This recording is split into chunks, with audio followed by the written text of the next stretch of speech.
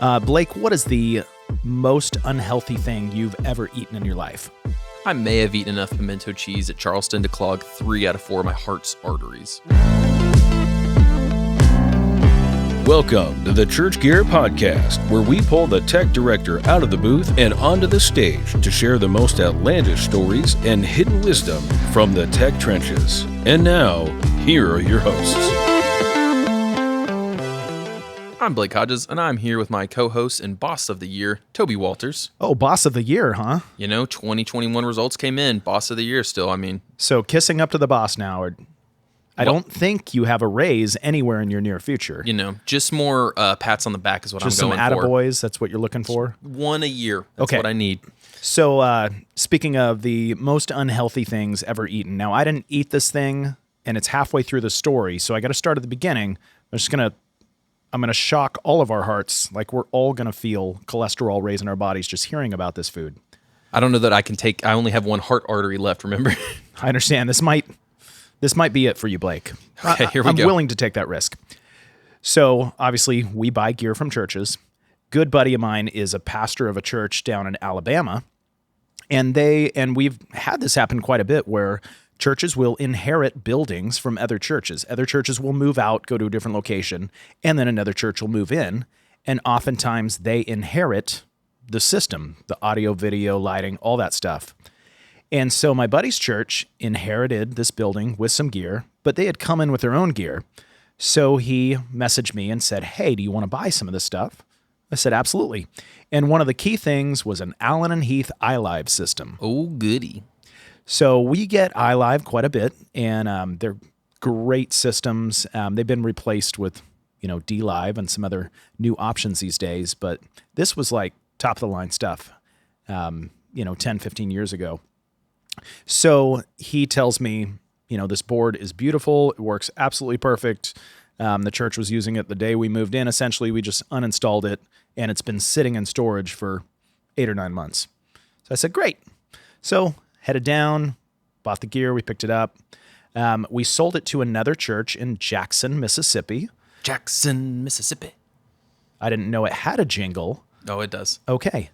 So they had an iLive system, and then they wanted one for broadcast. So they wanted 2 iLives. And so I said, awesome. And so they bought it.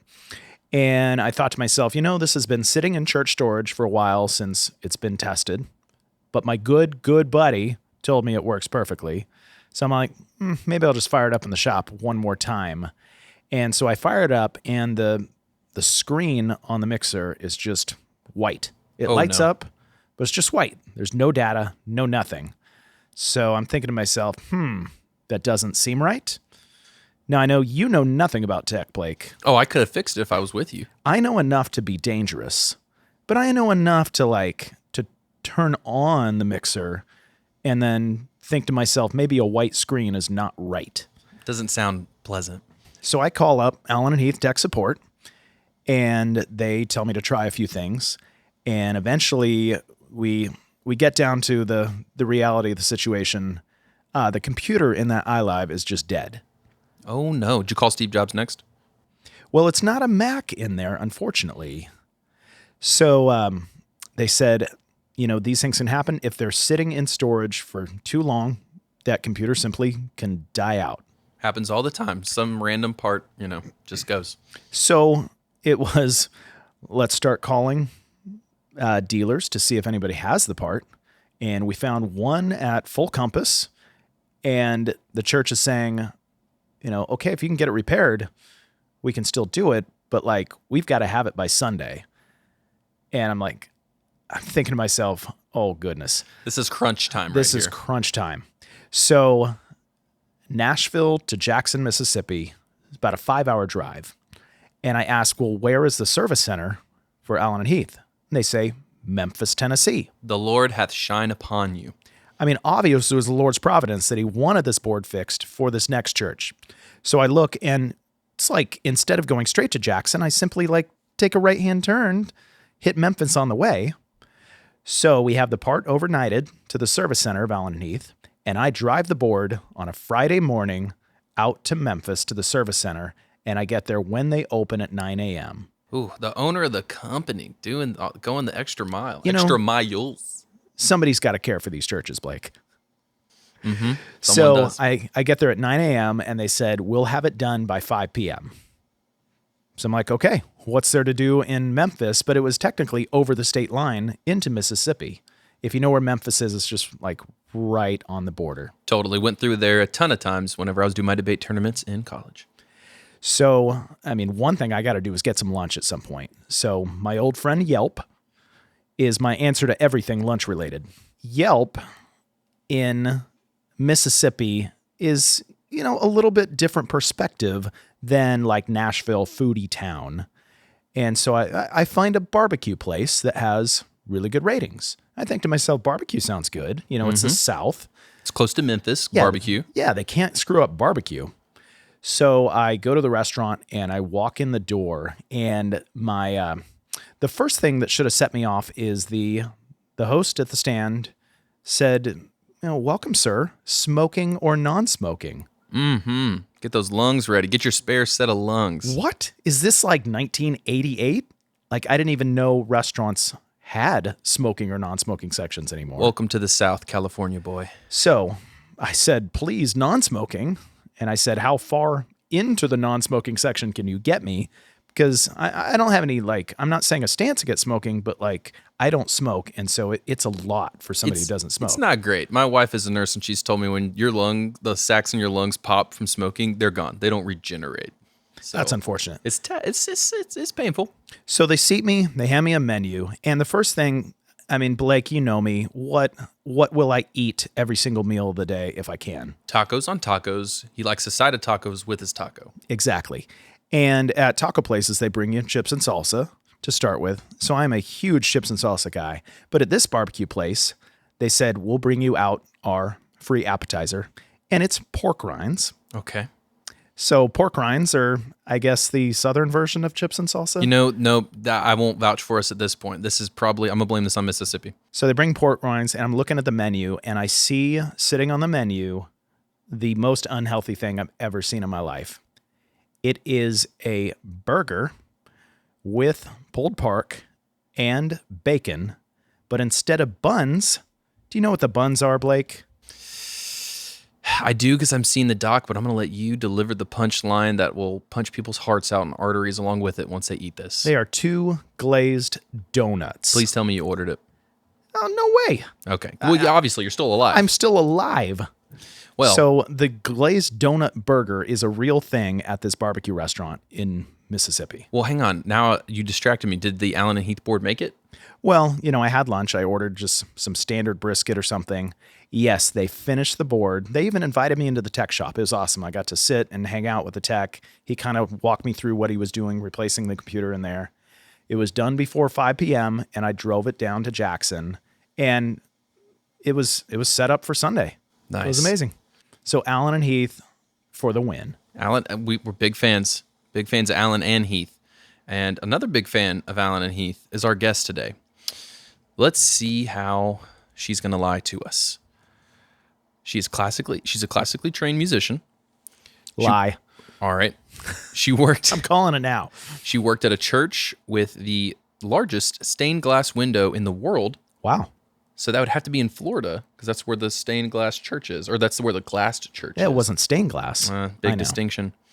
She was in a band that opened for Stevie Wonder twice. Twice? I want that to be true. I want it to be true as well. IT and production supervisor at a seminar for 7 years. It's not a seminar. Read that again. Seminary. That's 2 very different things. Well, yeah, they're very different. I can't put those together. Production manager for a funk and R&B band. Ooh, if that's true, our producer wants to hear some stories. Yes. Okay. Gosh. All right. I've already got what I'm bad at this. I can't find the lie. I'm just starting to be hopeful on what's the truth.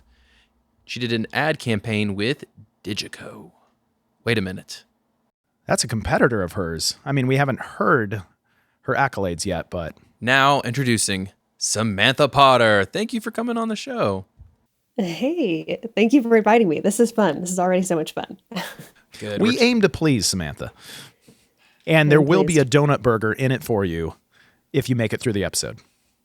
I want to eat that. I don't know that you do, but... I'd go there and I'd do it. Do you think you could put it down in one sitting? Oh yeah. I mean, I'm not eating for the rest of the day, but yeah. I think I could do it too, but I definitely would need a nap. I don't know, at the end of it. Okay, let's find. I need a doctor sitting there next to me, like an ambulance. Have you seen the Heart waiting. Attack Grill? Like a donut burger is nothing. What's the Heart Attack Grill? Oh, I'm going to blow your guys' minds. Okay. You'll have to, after we're all done here, you'll have to go look at it. But it's a restaurant in Old Vegas on Fremont Street. Okay. And they basically make you wear hospital gowns when you eat. And they're against vegetables. Like the vegetarian item they have is cigarettes. Like it's like, they have butter milkshakes. And it's just like the most insanely unhealthy thing you've ever seen in your life. I need you to go look at it and then like email me and tell me your thoughts, because the donut burger will seem so mild in comparison. I'm so scared for humanity in this time. Yeah, I do love. Anyway, oh man, hold on. The best part of the restaurant is if you're over 350 pounds, you eat free, and there's a big scale out front that they'll weigh you on to see if you hit that. So I think this is what our forefathers died for. The freedom that we enjoy is to eat at this restaurant. As a health choice in a nation, I mourn for us. As a brand, at least they went all in. I mean, the scale in the front. They're doing great. That's funny. Okay, we got to figure out this lie, Blake.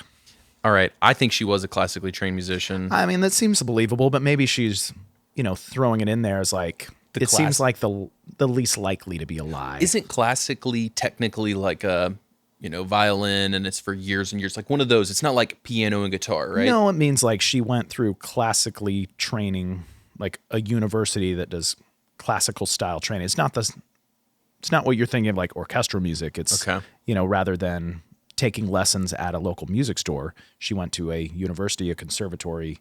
She could have been in that, like doing those trainings though, when she was also opening for Stevie Wonder. Maybe this was some part of like a. That's true. I feel like Stevie wouldn't let her open if she wasn't classically I love trained, this. I love just watching these, like. I think she did the do logic you're drawing. Yeah, you're seeing our brains work, but it's a scary.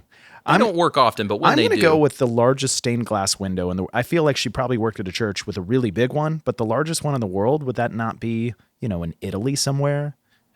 You know what? I am sadly going to have to agree with Toby. I hate to do it, but I think he's nailed it. I'm going to go with him on this. All right, Samantha. All right, you're both voting stained glass window. We are. Final answer. Okay. Am I revealing it now? Yes, you are revealing the lie about yourself. Okay. The lie is the band I was in opened for Ringo Starr twice. Oh. And we also opened for Paul Simon and Keith Sweat. What band was this? This is the same funk and R&B band that is later mentioned. Man.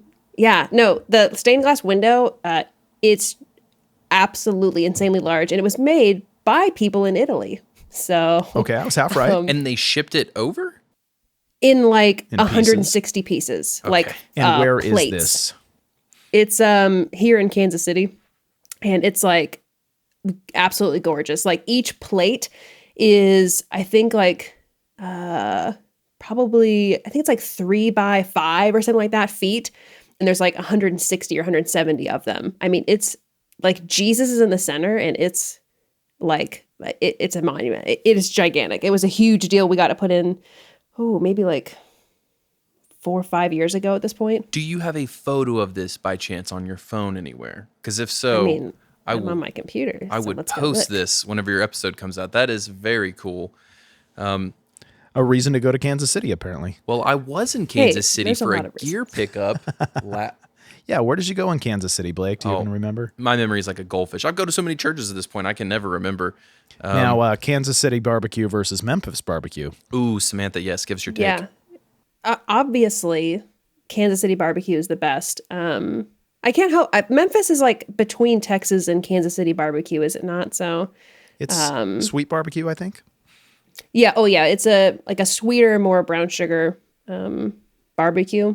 Definitely not vinegar. Well, that's gross. But y'all are so observant. I've just every time I've eaten it, even been like food. Okay. I just dropped this picture in the link because it has 3 people standing next to some of the panes. Okay. Wow. Hopefully, and I think that will take you. Okay. Hopefully, I can look at this. It takes you to after. a website. And can we put this in the show notes, Blake? I would like to, yes, to get this. Well, We will do that. This bad Why boy. not?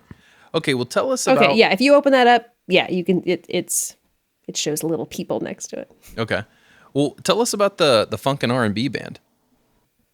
Yeah, so I was with there's a local band here in Kansas City, and they've been going on they were together for years before I joined, and they're still going after since I've left.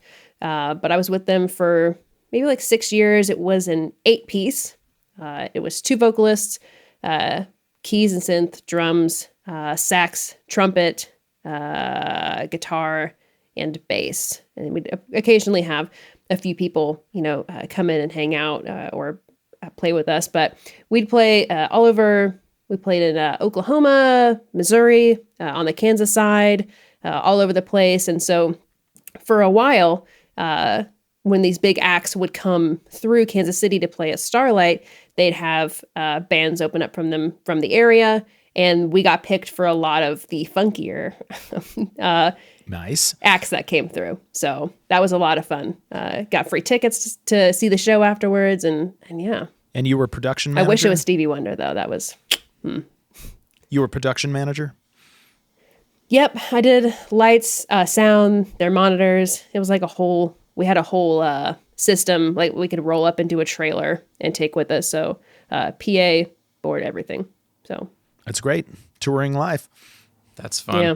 Well, and I mean, so as the production manager, we hear a lot about like musicians touring. Tell us about like touring or going to those different stops as a production manager. Like what's the hardest thing about that or the thing you wouldn't think of if you didn't do it? Oh man. Really, while I was in it, the hardest thing was like the really late nights and then it turning right around and being at church to do like mixing or something at like 7 a.m. So I might get home at 3 a.m. and I'd have to be someplace at 7 or 7:30 the following morning, like across the city. That was always so hard. But it was all kind of fun and worth it. The mixing is always the icing on top. But it's kind of the reward. Like you set up the whole system, you go through that pain, and then you get to mix the band. Yeah. It's like it's all worth it. And there was in a that couple moment. of yeah. And there was a couple places that in particular were just like I've played in my fair share of casinos, and that smoking is like you guys were talking about that before. It's like I'd come home like caked in the cigarette smell. So I totally vibe with wanting to sit as far away from them as possible. So you can immediately tell if their ventilation system needed changing because it was like a lot murkier. I see. So then that was the band life. Well, now I think we're kind of in the middle of your story now because I'm wondering what got you started in tech, being behind a mixer. Was it at church? Was it the production manager? I mean, that would be a big step for the first one. Yeah. So kind of weird, kind of not weird. So one of my truths was that I was a musician and I am classically trained. I didn't go to a conservatory, but from the time I was, oh Lord, I think I was maybe 8. I had to have been like 9 or something like that. 9 through high school. I started on violin and I picked up upright bass along the way, and I did jazz and theory and all that good stuff, and had a lot of fun. And I got into computers at some point back when the internet was still fun and more of the Wild West. Was that I got into that early 2000s. When was the internet fun? Before Google owned YouTube, before Facebook was really taken off, those things. And so I got into computers and I loved music, but I didn't see myself doing it as a profession. I had like weird anxiety around auditions and it just didn't seem like I was going to easily get over that. So I did kind of the next best thing, which was like mushing computers and music together. And that's sort of how I found a computer. Toby, you just push them together. Physically mush with your hands. Is that a Kansas Cityism? Mushing? No, I'm not familiar with that. Have you never heard mush? No. Oh, that's like a total thing. Is that a Southern thing? Maybe that's a generation. I'm from the West Coast and I'm old. Yeah, so you just called me old. Thank you. Well done. You're welcome. And so, yeah, you just mooshed them together. And Now it's I just mooshing? sort of fell. I said moosh, mush, same thing. I love And, it. I love it. Yeah. So how'd you put them together? Yeah. So I like Googled something and, I started getting into studio stuff. So I worked in a studio for about a year immediately after high school. An owner took me under his wing and taught me a lot. And after that, I went to a local community college and they had a program, a certificate program. And I just thought, hey, let's see if I'm missing anything or at least meet other people who are interested in the same stuff. And I ended up learning some stuff, but because I already had work experience, whenever one of the faculty members got a job offer, they passed it to me because I was already working. And so I immediately got to just have more work doing more things. And they said that we should give live sound a try. And I did. And I fell in love with it. And I've been in it ever since. And how that transitioned into church work is a former student and myself had a professor in common. And he worked at a very large church. And he was looking for some help doing some stuff. And I said, yeah, this would be a job. It's kind of in my field. I would learn a lot. It was handling production and IT stuff, a little bit of both. And then I ended up being there for 7 years. So, and I just left them to come to Allen Heath. So That's awesome. I want to get back to Allen Heath. Going back in your story a little bit, the community college, was that like audio engineering degree or like general production? yeah, it was a recording certificate. And then on my last year there, they introduced a live soundtrack for it. And I took it again. At that point, I'd already been developing my career. It was for funsies, but it was fun. It was just a certificate, music and audio technology kind of specific. So I'm in a family of doctors, and not the kind you see on TV, like the lame kind. So my older brother and sister both have a doctorate, and if they're listening, that's fine. You're lame. I'm cool. And so my parents like to give me grief because I don't have a 4-year degree, but I say, hey, I have an AA, and it was in, recording technology, audio engineering at a community college. And there was one girl in our program, and she was awesome, and she was probably the smartest one of all of us. But I need to ask your opinion as a girl. This was, I don't know, you guys have said it, I'm old. This was like 50 years ago. I asked her on a date, and she said yes, but instead of me taking her out somewhere, she said, well, why don't you just come with me to Sunday night service at my church? That's a great date. Samantha, is that a blow off, or was she just trying to be nice? No, that's not a blow off. You sure? I don't think that's a blow off. That was the last date we you should come with me had. to Sunday night.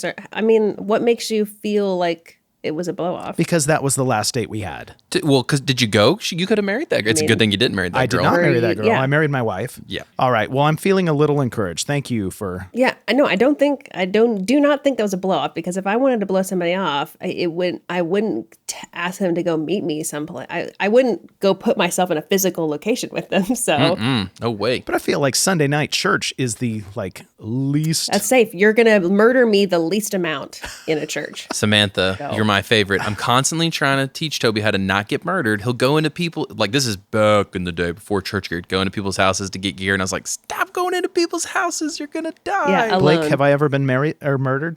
Not yet, but thank goodness, because Not yet. I'm here to protect him now. None of us have been murdered Yeah. yet, luckily. Okay, let's fast forward back to the end of your story. So you're currently working for Allen Heath.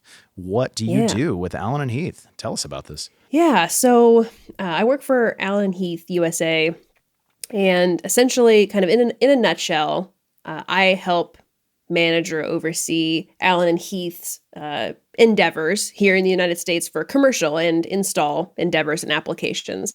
Now, what that actually means? Yeah, give us the break that definition into this is the real. Little bits, yeah. In sort of essence, I help the UK, where Allen Heath is based from. I help them understand the U.S. market, and I help the U.S. market understand Allen Heath. So you're a translator. That is with, yeah, I'm a translator. I help with designs, helping them change their technologies or making sure like, hey, like, is this a possibility? Or if I wanted to achieve this, how do I do that? Or, hey, we're coming out with this new product or we're working on a new firmware update. Like, will the US market see this? Like, what's important to them? What do we need over here on this side of the pond? Those kinds of conversations. Okay, so I'm fascinated. I came from an agency background, so I understand of like marketing agency. I understand like sometimes people speak the same language, but like roles are different and they got to communicate. Oh yeah. We talk about that all the time on this pod with worship leaders in text. They got to communicate. So how do you keep your finger on the pulse of the US? I mean, to have to speak for a whole country, that's pretty intimidating. Like, what is that like on the day-to-day when you're talking about that kind of stuff? A lot of it is keeping good relationships with like our rep force, the integrators and dealers, people who are using our equipment, is hearing about their experience and going and seeing them, visiting their projects or what they've done, their venues, seeing how things are being done, writing down and keeping lists of things that people want that maybe it doesn't do, but like, man, this would be so cool if we could do this, and keeping a list of that and their name so that if and when we do create that, I can go email them back and say, hey, we did this, like this one's for you. Like, here's this feature, or here's what you were looking for. That, and just being out there, the relationship is relationships with people are so important. And I talk about that a lot, especially in regards to church work and audio engineering, because we have to have, that's everything. Communication and our relationships with people are everything. So are you traveling to churches a lot, or just a lot of Zoom calls? Or do you get to travel to the UK? I haven't gone to travel to the UK yet because I joined the team in 2020, so it was in the middle of a pandemic. Something was happening in 2020, I believe. Yeah, it's forever ago at this point. But it is on our docket. We're going to try to go visit the factory this year. But yeah, I do get to travel around and visit all sorts of stuff, doing fun things. It can be exhilarating. Sometimes I'm gone for 48 hours and it's like a hard 48 hours. Or sometimes I'm gone for, this whole like NAMM Infocom thing coming up in June is going to be brutal, like a brutal 3 weeks. So it's fun though. I enjoyed it a lot. And what percentage of Allen Heath stuff is made in UK? All of it is designed and it makes its way into the UK, but like some things like the chips, like just can't be made with the speed and accuracy that they can in other countries. And so it's sort of like the brand is growing so much in the last couple of years, like you have to outsource where you can. So most things go through the UK though. Okay. And let's talk about chips, because everyone's talking about the chip shortage, but I hear everyone saying, Yamaha and Digico, when they're saying chip shortage. Is Allen Heath in the exact same boat, or do you guys have a little better situation? Everybody is being hit with this. And I'm talking everybody in the industry, in and out. Audinate's getting hit really, really. This is a very bad year for Audinate, unfortunately.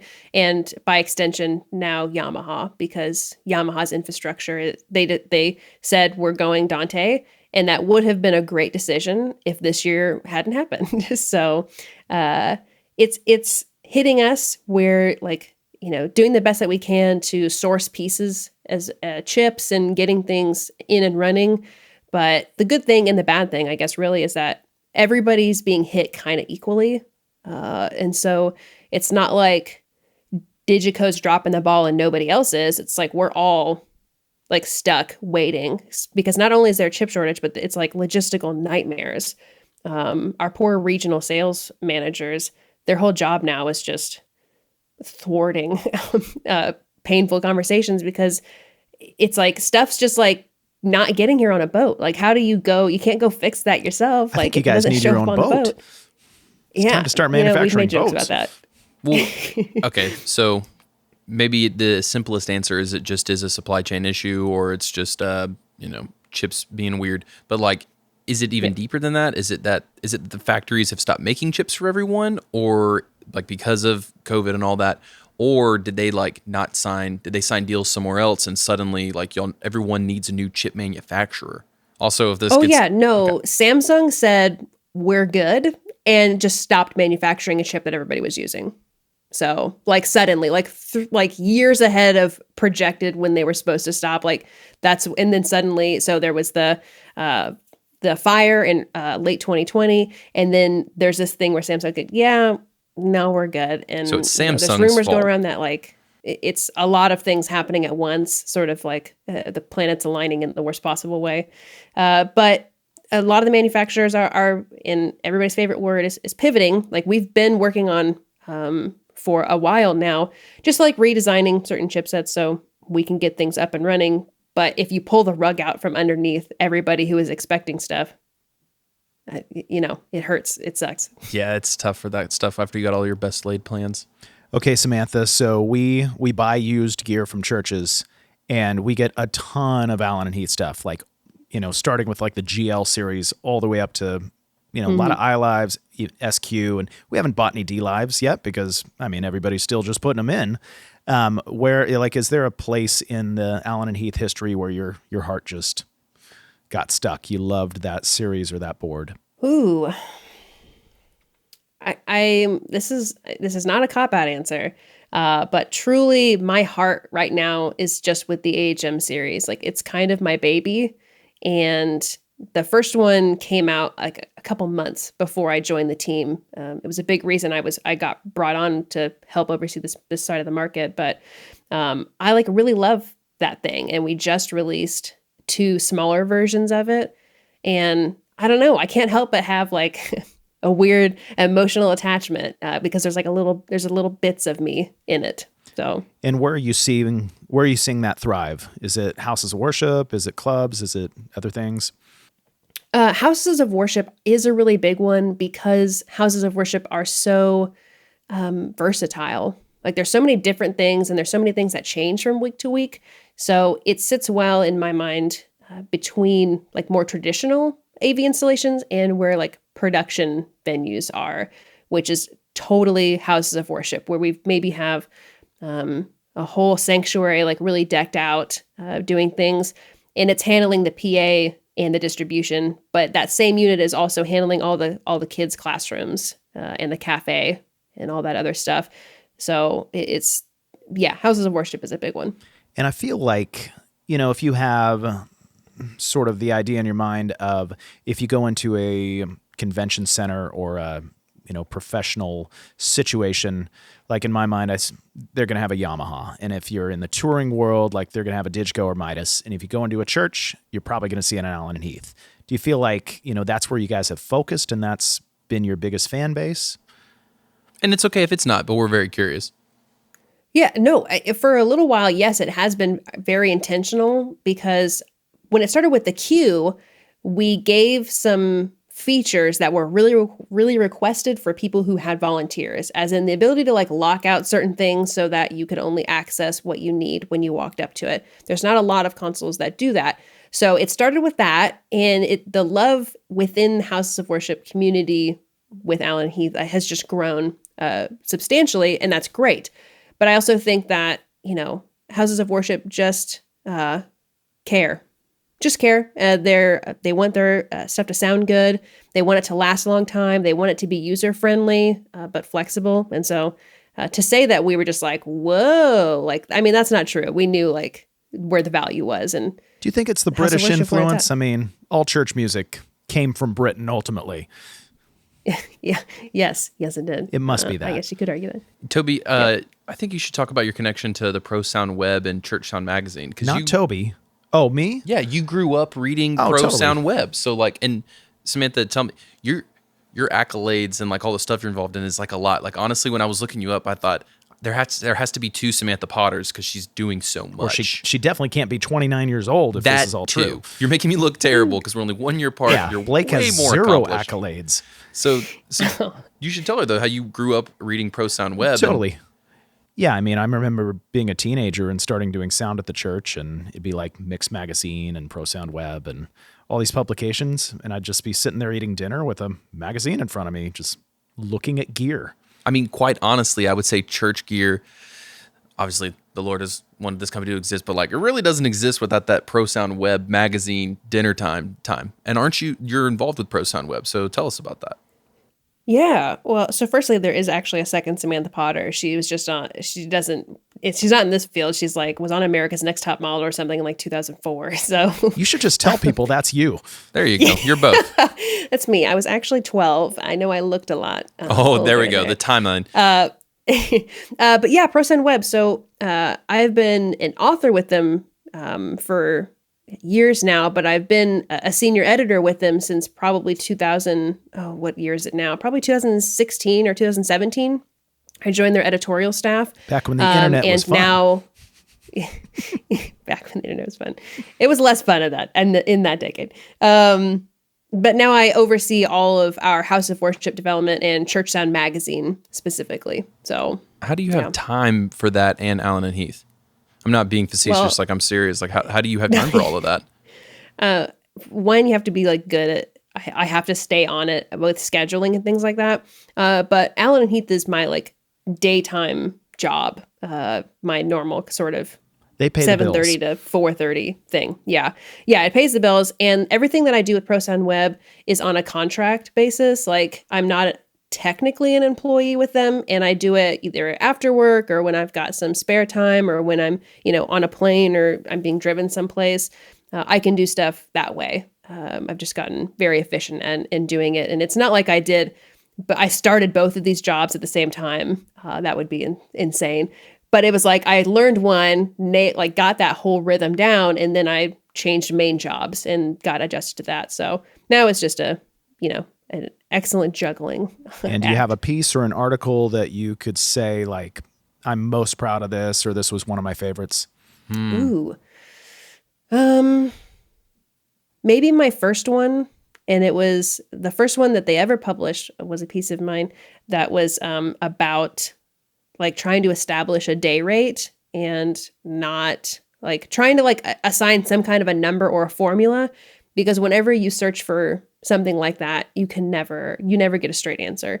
And so I sought out to just kind of do that to provide what I could not myself find. Did you come up with a number? Maybe not your personal number. I mean, I know what you're charging us to be on this podcast, and it's hefty, but it's $1,000 every 5 minutes. I'll be waiting for that check. It's and this was in 2015, I think. So the number should be different now, but it was something like minimum wage plus $5 or twice minimum wage starting for your first year. And then after your first year, it was twice minimum wage plus something dollars per hour. I'd have to go look at it and adjust it for today's bucks. But because now if somebody asks me, I get asked all the time by churches, hey, we're looking to hire a sound person. What should we be paying them? And I say I probably wouldn't go less than $20 an hour just to be respectful of people's time. And if you pay more, you'll get somebody who probably knows what they're doing. So you get what you pay for. Exactly. Yep. Well, going back to the magazine though, do you feel like you have a pulse on the next generation coming up just from working with them and talking with them at all? Are they, because Toby came up reading a magazine on the table. Do you feel like the new generation is just consuming the crap out of the online content, and then are they getting into tech even quicker? I don't know. It's kind of hard because the whole fad, holding things in your hand means something different. Now, everybody, young people, want things digitally, and they're kind of used to having this constant, almost like an affront, being attacked with information. And we're trying to evolve to go into that. So we're creating more online content, and, we're working on a couple of projects to make things more accessible to people. And so on one hand, the young people who really want, the next generation who really want the information are eating it up, because there's just not a lot of publications like ours that are, reputable and bother to fact check anything. But then there's also if you don't want to read it, you're not going to. I still meet plenty of young people that have never heard of, ProSoundWeb, or it's just not in their circle. So. I mean, if anyone can give a shout out for ProSoundWeb, I mean, Toby's starts a whole company because he read it. So just you wouldn't have a job; you'd probably be homeless. I'm serious, yeah. If I wasn't reading ProSoundWeb growing up, this is all we're all laughing, but if you track the literal trajectory of his life, that was a big deal. That was a big help. And I'm pretty sure that was Samantha's first article. Oh, yeah. Well, Yeah. I mean, she was 1 year old.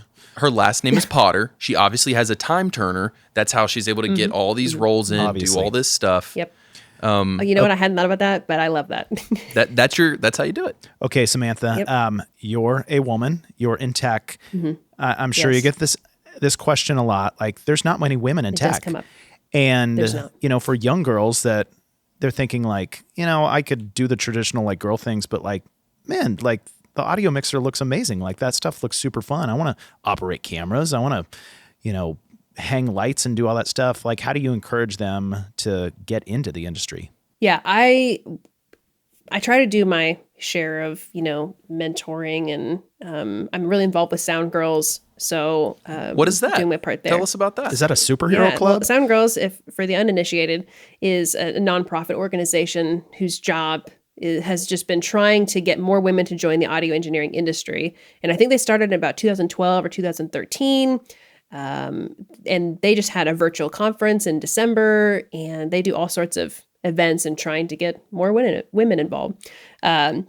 So when I'm encouraging young women or girls to get involved, it's really kind of just, trust me, like we're out there, you have to just dive in. And when you get to a certain age, for some reason, and this is a whole rabbit hole we could go down, but usually young men really overestimate what their abilities are or what they can do, but they're just willing to go for it. That Sounds exactly like Blake. She's totally right. Yeah, I'm all the confidence in the world, none of the skill. You're tracking perfectly. Yeah, but that I almost would argue that that's the better option rather than over knowing way more than you maybe need to, but not having the gumption to just go for it, because young women in America, at least, are really taught and praised for not painting outside the lines. Many studies show that, young men or little boys are just kind of encouraged to not actively break things, but it's this fearlessness of mistakes are okay and it's fine and you're going to grow up and things are going to be great. And I don't know if we're pushing that same itinerary on young girls. So it's really about, and this is something I've had to teach myself, was mistakes are okay. They don't define you. They're absolutely necessary. And it's okay to not know everything. It is okay. You just have to go for it. Absolute worst case, there are networks of people like me or Sound Girls or even folks like you where you can go and get the information. It's so accessible. The highest people in this field are so accessible. I could go email Bob McCarthy right now. The godfather of system engineering. I could go email him right now or may Facebook message him, for goodness sakes. No other field has that. Where we get just the top of everybody, just a click away. So, and now as you're, mentoring and offering countless wisdom to these young girls, you can say, and if that weird dude in your audio class asks you on a date, just invite him to Sunday night church. That's the nice way to blow him off. Oh my goodness. I cannot believe we're still here. I'm a little bitter, There was no other date. Toby, your life worked out amazingly. I guess. No, yeah, and sorry if that question is weird at all. I'm sure you get it all the time, but whenever I was making our guest list, I was really psyched when you said yes, because it was all dudes. It was all dudes. So I was like, yes. I mean, in your defense, there's a lot of dudes out there. So, dudes a are lot great, of my but guests have also been dudes. A lot of our contributors are dudes, and I do my best to find women contributors, to find women as guests, and they're out there. It's all about sitting there saying, I want to go find this, and going and finding it. I'm just really happy we're bringing back the word dude. There we go. We've Dude. lost it. It never left my vernacular. I was Whoa, that's a big word. That word's too big for dudes. Don't know that sorry. word. Yeah. Sorry, bros. I'm sorry. Yeah, no, and I love your point about just being okay to have mistakes, because if I've learned anything over this podcast, it's that whenever people are first getting into mixing, it's you're flung to the wolves and you just have to figure it out. And if it goes bad, it's okay, and you just keep going. That does seem very common. So that's great encouragement. Yeah. If I don't get anxiety right before an event starts, I'm going to be bored. The anxiety knows is telling me my discomfort means I'm growing. And so I try to lean into that. So then techs are adrenaline junkies. I've been building this narrative in my head. You guys kind of like the chase, or you all like the chase. You want the moment where you're You have to be, because it'll eat you alive otherwise. It'll just kill you because it's extremely stressful. Oh man, that's too intense for me. That's why I'm not a tech. Okay, so working for Allen Heath, you're installing systems, all over the country. Do you have something recently where I walked into this, church or situation, whatever it was, and I was like, wow, this is a setup. Like you saw a setup that you really enjoyed, or something fun or weird, or like, why is that there? Let's see. I'm trying to think. They all start to kind of, oh, you know what? Okay, so this was not while I was at Allen Heath, but this was only a couple of years ago. I went into a church to look over their system, measure it, see what was going on. It sounded very bad when I went to go. The first thing I usually do when I'm hired like a freelancer like that is I'll go attend a service and watch what they're normally doing, because that a lot of times problems can be fixed without swapping any gear out. But it was quite bad. And then I went and checked out their little rack, which hadn't been touched since 9/11. Oh, wow. It was early 2000s. So, it had been nearing 20 years at that point. And it was every piece of gear in the rack was clipping. I was like, so has anybody touched this? Or they're like, nope, why? And I was like, well, there's a lot of red lights on here. And I'm sure if you turn this down, it might sound a little bit better. Red lights are bad. And then one of their speakers was blown. It was just kind of a hodgepodge. And, it had been clear that they had been on volunteer power alone for 20 years and didn't have a chance to bring anybody in. So it's stuff like that. And, you see everything in between there. And I've also, been and worked at churches that had, $250,000 systems installed and also didn't sound good. I'm just imagining the sound girls with capes, going out to all these churches and just superhero moment fixing the situations. Yes. Do you feel like a superhero in those moments, or is it really tough when you have to give the news that, hey, leaving this unattended for 20 years doesn't work? I'm gonna have to tell you that this is broke, or this is not working. There is, I suppose, a little bit of a superhero bit to it, but it's because when that does happen, I'm being asked to come in, so they know something's wrong, and so by the time they're coming to me, it must be bad. So walking in, and at least I can give them a list of things hey, try these 3 things, or let me have a teaching session with your crew to help them understand the equipment better. That goes a really long way. And just fixing a few things. People like plans of attack. And so if I'm able to just write down, here's 3 things, go for it, and then see how you're doing. It's not a huge, well, your whole system's blown and exploded and you're going to need, $40,000 to fix that. Because I just know most churches don't have that. And $2,000 might be a huge purchase for most churches. So we've seen that. We've seen the full gamut from the low to the high. Speaking of things to help a church, this podcast, we do it for church techs. We're trying to take them out of the booth onto the stage. You've, seen that whole life as well. So with your time as being a production manager, what tech takeaway would you give the audience today in terms of this always made my my mixing better, or it was less stressful, or it can be philosophical too, this principle or way that you did things, just essentially stuff off the beating path. Everyone's already got their checklist, best practices. What's something that you feel was specifically yours? Specifically mine. So I guess I kind of have 2 things. One that is actually useful is kind of on that relationship sort of vein, I guess, is I try to, whoever's running graphics or video, I want them to be next to me, because if there's not a formal producer, I need to be calling things. We need to be talking to each other, and not having that, or even talking with the camera person, that has always been so important to me. And so even if hopefully you've got comms and I can just talk to you that way, but even if I'm harsh whispering at you from across the booth, having that and being able to hit cues together as a team makes the production seem so much more polished than just having somebody just stop the Spotify in the middle of the song. It's oh, if you just tell me you want it off, I'll fade it down, then you can do whatever you want. Or, hey, I'm about to do this, or I'm about to take this cam. Can you bump this guitar up because I'm going to be zoomed in on them. Things like that.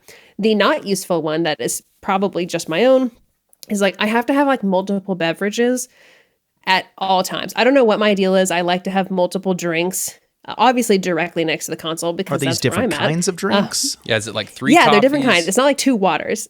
Is it all It'll always caffeinated? be, yeah, it's like, no, it's not. It's not like, I always have a water bottle with me because you got to stay hydrated. So water bottle and almost always a cup of coffee. And then if I like come across either like a protein shake, that might be my meal, because I don't want to eat too heavily in the morning before work. Or it might be like some juice that somebody offered me on the way in or whatever. It's like, it's a minimum. There's always 2 beverages. I've been known to have 3 or 4 just like hanging out and just cycling through them. That's a lot. It's of also beverages. like almost like a tick that is like, it helps me stay focused. And so I can be listening and I just grab it. I don't have to think about it. It's almost like the take a pause, like real quick. I take a sip and I'm okay and I'm focused. I don't know. That's just my thing. So hydration and communication is what I heard. Ooh, I like Ooh, that. yes. Yeah, your drinks Yeah, are kind of I should get a shirt. hydration. You should. Hydration and communication. Yeah, I with just Samantha. trademarked that, so you're going to have to buy the rights to it before you Shoot. do it. I know. How- Shoot. Well, hang on. Let's trade that. I now realize I don't know that we can pay $1,000 every 5 minutes for this recording, so we'll just give her the trademark to that instead. I was hoping she was mean, going to that fix sounds the fair. iLive next time. Oh my goodness. Samantha, we really appreciate having you on. Is there anything you want to plug here at the end? I mean, you do so much. I'm Oh, sure you got gosh. something. Yeah, I mean, if you're not subscribed to ChurchSound, it's free. We're 9 issues this year, which is going to be great. And if listening is more of your thing, because you're listening to this podcast, I have my own, and I'm hoping that you fine gentlemen will join me on it, called the ChurchSound Podcast with the ProSoundWeb Sound Network. So check that out. Try to make it as educational as I can, having guests on and talking about things from money to communication. No hydration yet. Not yet. But mixed buses, yeah, like anything that might be, relevant to the House of Worship audio tech. So, Fun. Well, we really appreciate having you on. no, thank you guys. Thanks for listening. And hey, congratulations on surviving Sunday. If you happen to make it through next Sunday as well, join us again for your weekly Tech Breather. Blake, do you know where you most likely won't see a donut burger on the menu? The early service, my friend. That is correct. Because we don't do donuts on the early service. No, we do regular burgers, but not donut burgers. Exactly. We have the best gear on the early service. Why? Well, hang on. What if I want a donut burger? Can I get it and have the early service at the same time? You can, but you're going to have to get the donut burger somewhere else. Where'd you get it? Memphis? Just Jackson? south of Memphis in Mississippi. So if you're in Memphis, Tennessee, on Monday morning at 8:45, you can get the early service. Look at that, then eat your donut burger as you pick the best gear on the market. It's a great time. It's a beautiful thing.